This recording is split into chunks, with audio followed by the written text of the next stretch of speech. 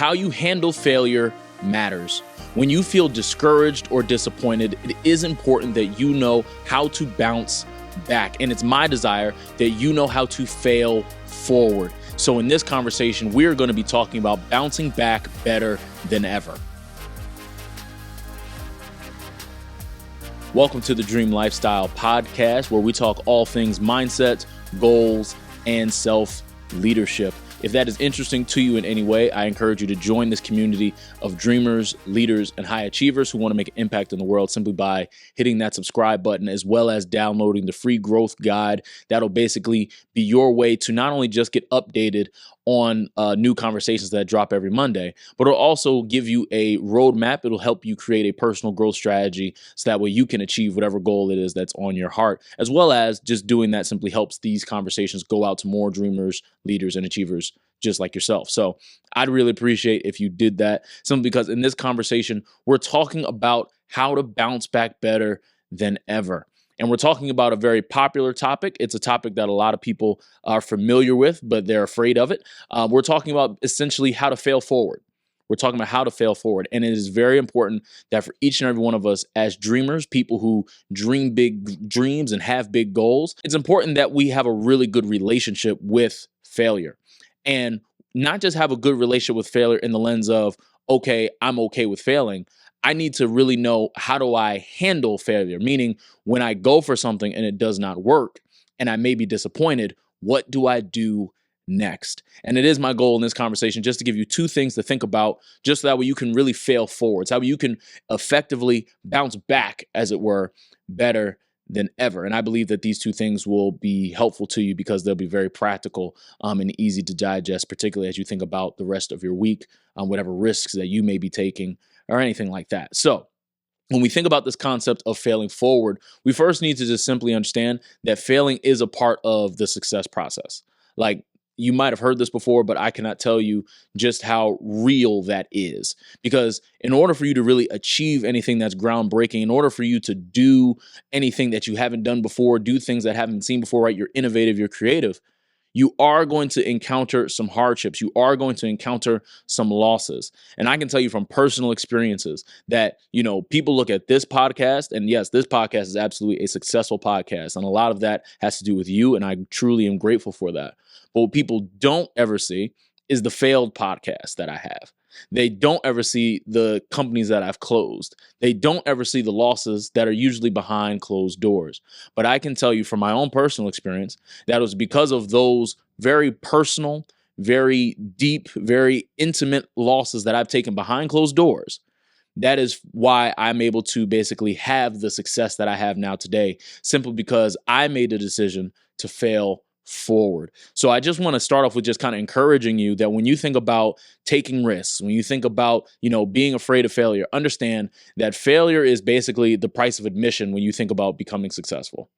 If you want to achieve anything in your life, you have to be not only okay with failing, but you also need to learn how to properly navigate through failure, because it's going to happen, particularly when you're taking big risks. And as long as you do what you're supposed to do, the likelihood of that failure is it's not likely. You're not likely to fail as much when you know that you are hitting all the boxes. But the reality is there's no way you're ever going to be 100% certain about your success. You can only give yourself the best chance. And so because of that, you're never going to be able to have 100% picture, have 100% certainty around your success, it is important that you not only understand what failure is and its function in your growth, but you also need to learn how to navigate it. So the first thing that you need to do when you think about bouncing back, when you think about failing forward, is number one, you need to keep your head held high. You need to keep your head held high. And this basically simply consists of maintaining your self-respect and maintaining your self-confidence.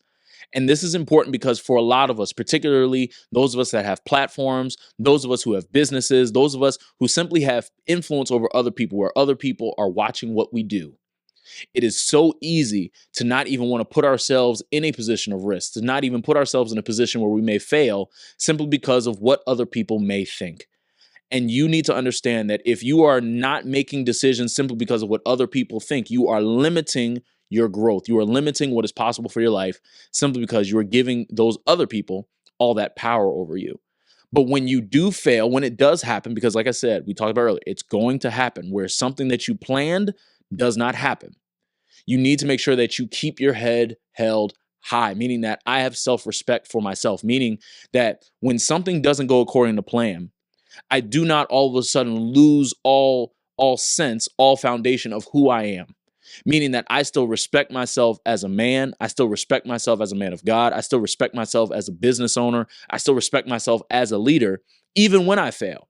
And of course, there's different degrees of failure and everything like that. Like, I'm not getting as deep as, a moral failure or anything like that. I'm more so just speaking to when you try to go for something and it doesn't work, right? You go for a project and it doesn't work. You try to, put out an offer and nobody buys it, whatever, things like that. Listen, are you doing everything you said you were going to do at the beginning of this year? If you are, great. If you're not, listen, it's okay. I just want to take a moment and invite you to join the wait list for the upcoming symposium where you're going to grow, you're going to set goals, and you're going to strategize for success. Now listen, all it is a wait list. It's totally free. There's no money involved. All you have to do is click the link in the description below. Go ahead and do that now, and then let's get back to the episode. But when you do think about, even honestly, some of this can apply to a moral failure, but when you think about just overall failure and navigating through failure, it is important that you keep your head high and you keep your self-respect, meaning that just when you fail, when it happens, you are not changing, you are not shifting how you view yourself in the mirror, that you can still be okay with who you see in the mirror, even if something does not work.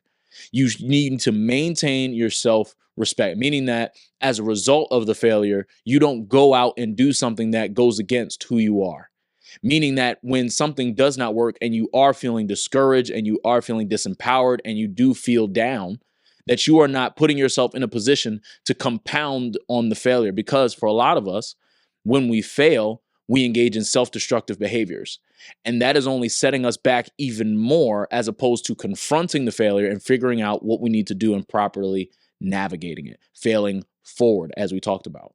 So number one, you need to keep your head held high, but you need to maintain your self-respect. Now, the second half of that, in terms of keeping your head held high, meaning that you need to not only keep your self-respect, you also need to keep your self-confidence. Meaning that I may have self-respect in the sense of I'm not changing who I am, but I also need to remain confident that I can bounce back from whatever failure has happened. Meaning that you need to have a level of belief in yourself that, you know what, I might have failed in this area. I might have failed with that project. I might have failed with that situation. You need to have enough of a self-confidence, a high level of self-confidence to the point where you believe in you to be able to bounce back. Just that you can do it. And this is where just the concept of doing your work early comes into play. Because you should have a list of self-affirmations, some really powerful affirmations that empower you in terms of how you view you. And the only way you do that is through consistent, disciplined work, whether you do it at your morning routine, whether you do it as your night routine, whatever it is. But you need to be encouraging yourself consistently so that way when the failure does happen, when you do feel discouraged, you have something to fall back on.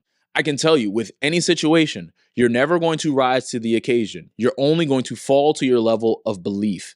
And so when failure happens, you need to make sure that you are maintaining your self-confidence so that way you believe that no matter how big, how much of a mistake you may have made, no matter how big a failure it was, that you are able to bounce back. And that's all a part of keeping your head held high, meaning that I may have messed up morally, I might have messed up ethically, I might have messed up tactically, I might have messed up strategically. I am going to keep my head held high and accept any responsibility that comes with the mistake. I'm going to accept any responsibility that comes with the failure, whatever it is, but I'm going to keep my head held high looking forward. And that's more so a mindset shift I need you to have. I need you to have that type of mindset because, again, when you do encounter failure because you're going after big things, you're trying to break generational curses, you're trying to build businesses, you're trying to go for promotions, you're putting yourself out there, whether it be through content creation, whether it be through emails or offers or whatever, you're going to encounter some no's. And it's important that you not only have a good relationship with failure, but you know how to navigate it. And it starts with keeping your head held high. Now, the second thing that you need to do in order to bounce back better than ever is that you need to stick with what works. Stick with what works. Now, this is very practical, but a lot of us, when we fail, we feel as though the entire game plan needs to be blown up. The entire strategy needs to be shifted. That everything that we've done that has even got us to this position now matters no more. And that is a mistake. I'm not saying not to make tweaks. I'm not saying not to make adjustments. But what I am saying is you do need to just stick with what works. That you are here for a reason. You've gotten here because of diligent work. You've gotten to this position because of disciplined efforts. And so, regardless of whatever scale that is, make sure that you're, quote unquote, not throwing out the baby with the bathwater. Make sure that you are sticking with what works. And specifically, I want you to think about your core values. I want you to think about your principles. Now, your core values, that essentially is who you are. And each and every one of us, I believe, should have some core values. For those of you who might not know, my core values are integrity, faith, and excellence. Those are my three, meaning that every single decision that I make, every single thing that I do is done through the lens of faith, integrity, and excellence. And for you, when you think about, okay, you might not have your core values necessarily written out like that, and you want to, I just need you to think about the quality of the decisions that you make, because your core values are basically the quality of the decisions and actions that you take. So when you think about just your core values, you don't want to throw away your core values just when something does not work. When failure happens, that is actually the time to double down on your core values. Now, you can still adjust. You can adjust. Again, hear me. I am not saying you should not adjust. Absolutely. Everything should be tweaked. Unless you are raising the standard on something, just stick with what works. But what I am encouraging you to do is just stick with your core values. Stick with what has gotten you to this point. For me, with my three core values, I can tell you that I know, regardless of whatever failure I've experienced, that I will experience in the future, I know that as long as I remain faithful, as long as I keep my integrity, and as long as I operate in excellence, I give myself the best chance to be successful. And just because I encounter a failure, that does not mean that I all of a sudden need to be like, oh my goodness, I need to change. This isn't working anymore. No, those core values work. And I believe, because they've also been battle tested, my core values have been battle tested. If I could tell you, this would be a podcast there for at least 4 hours. But because I have battle tested core values, when failure happens, I don't need to all of a sudden just throw away the entire blueprint. And I'm encouraging you to do the same when you think about just whatever your core values are. That when you want to bounce back better than ever, when you want to fail forward, stick with your core values. Now, the second half of that, when you think about just sticking with what works, it's your core values, but then it's also your principles. Your principles do matter. Each and every one of us should also have principles. And I believe one of the best resources, at least that I've ever taken in and read about when it comes to just this idea of principles, is a book called Principles by Ray Dalio. Amazing book, changed my life. I'd encourage you to get it. But basically, your principles just have to do with how you make decisions. Okay. So core values deal with the quality of your decision making, the quality of the actions that you take, whereas principles mainly just have to do with how you make decisions and how you're going to take certain actions. So for me, one of my principles, and this is just a simple thing, right? I never will allow myself to get emotional over people's consistent actions. That is one of my principles, meaning that when someone may do something that may get on my nerves, if I can identify that whatever the thing is that they did is consistent, I will not allow myself to get frustrated. I will not allow myself to get irritated. I won't get, angry or anything like that because of it. Now, that's just a simple principle. And the way in which you really build these principles is through them being battle tested. And the only way they get battle tested is by you taking risks, is by you putting yourself out there, is by you actually going out and living life, doing some stuff, so that way you can gather that information and figure out, okay, this is what works. This is what doesn't work. This is how I can make some amazing decisions. This is how I make poor decisions. But it all boils down to your principles. And when you think about just sticking with what works while you're in the midst of a failure and you're trying to bounce back and you want to fail forward, it's important that you have your principles in mind. It's important that you have your principles at the forefront where they are clear to you. So that way, when you think about just the next decision after the failure, you think about the next decision when you're discouraged and you're trying to get back and you feel disempowered, but you want to, quote unquote, get back on the horse, you can rely and stick to your core values and your principles. Now, I hope that this conversation is helpful to you. I hope that that this is something that you're able to really apply. So, in terms of an action step that I want you to take as a result of this conversation, I want you to be so clear on your core values. Like, write them out, post them somewhere, make it your phone background, something. But really know what your core values are. But then in addition to that, I want you to start writing out some of your principles in terms of, this is the standard. This is how I'm going to live my life. When you do these things, I believe that, again, not only will your relationship with failure change in the lens of, you'll be willing to face it, you'll be willing to take the risk, but when you do encounter failure, you'll know exactly how to navigate it. You will know how to bounce back better than ever. So I have two favors to ask of you. Number one, I'm going to ask you to download the growth guide that is in the description. The link is in there. That growth guide will help you not only create a customized personal growth plan, but will also help you discover the 5 growth traps that are keeping you from the life that you desire and the impact that you want to make in the world. In addition to that, I'm going to ask you to share this conversation with someone that you know, love, and care about, because this could be the very thing that they need to hear. So, as you guys prepare for next week's conversation, be sure to check out last week's conversation. And just remember, you are a dreamer, you are a leader, you are a high achiever. And anything that you want, anything that you dream of, it's possible. Anything that you want is possible when you lead well.